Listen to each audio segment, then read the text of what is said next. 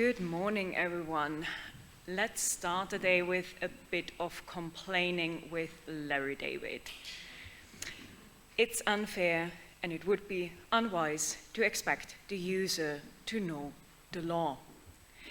This is the title of our paper, where we try to evaluate the reporting mechanisms under the DSA, the Digital Services Act.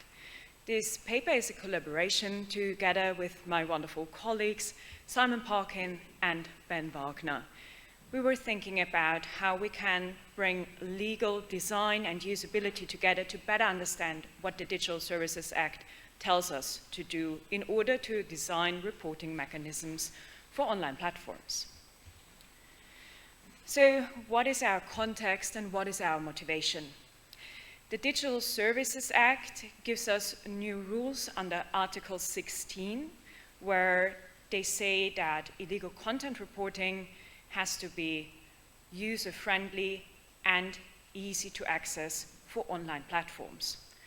How does that look like? This is, for example, the menu that you would see on Instagram, on Facebook, and this is how it would look like on TikTok. This is only what you see when you report under illegal content, what is regulated under the DSA. However, there are two options that you could take from a legal perspective. You could report under the terms of service of a platform, and you can report under the law of, for example, a member state in the European Union. Only the second is regulated by the Digital Services Act when it comes to design of reporting mechanisms. For us, it was very important to bring a usability perspective into the picture because users are the ones that should be empowered through the Digital Services Act. So basically, what we thought would be very helpful for us to do was investigate how we can think about being compliant for online platforms with the help of semi-structured expert interviews.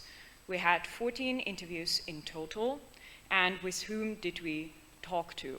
We talked to regulators, we talked to public authorities, and we talked to user representatives.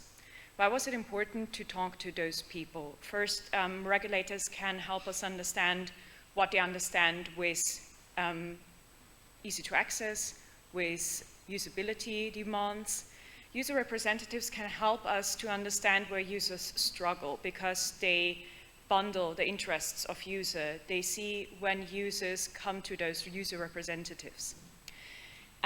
We had a legal heuristic walkthrough where we prompted those interviews by showing them wireframes of the reporting mechanisms and of the reporting interfaces of TikTok and of Facebook. We had the following research questions that we wanted to answer with this study design. So first, what are perceived to be different user DSA flagging behaviors on social media platforms impacting usability? Second, how do the experts interpret the differences in usability of DSA reporting on use case examples of prompting heuristic walkthroughs? And third, how do the experts explain effects of DSA reporting in a content moderation process through the design of DSA-compliant reporting interfaces? So here you can see a part of the prompting that we had for our semi-structured interviews. Everything that's in this very red big box is a part of the illegal content reporting of TikTok. On the right, you can see in the red square where this part of the illegal content reporting process is located. So there are a lot of options that a user would have to navigate in order to file a report for a social media platform.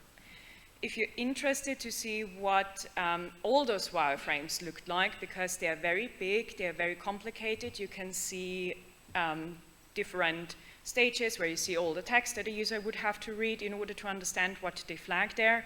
You can find the link to a repository where we share all of those wireframes, and of course you can also use the QR code that we have on that wireframe.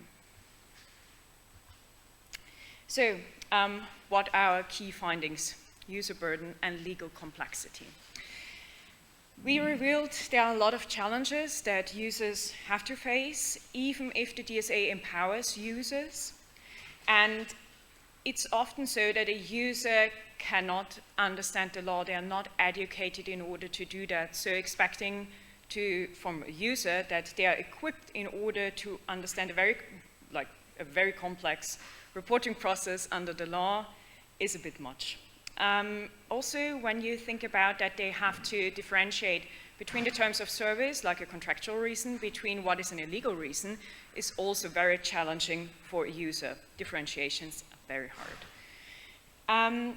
Also, there's a huge entry barrier, and also when the DSA wants to equip users and wants to empower users, it's not really their role, it's not their primary task on the platform. So they're basically not there to file complaints. Another finding we had is the platforms implement different ways on how such an illegal content reporting could look like. So different member states have different designs. Here you can see the 3 different examples for France, for Austria, and for Germany. They have a different number of options you can click on. Only those have a drop-down menu. All other member states do not have a drop-down menu. You have a text box where you have to file something. And also, it's very complicated when you think that there are differences not only in the law that you see, but also navigating between the terms of service again. So, stakeholders are very important when you think about DSA compliance in this new law. We have a new role that's called the trusted flaggers. You can think about the trusted flaggers under the Digital Services Act as the handhunters for illegal content. They go out in the internet, they are certified, and then they look for illegal content. They are prioritized in the stack of content reporting, and they should be there to support the users.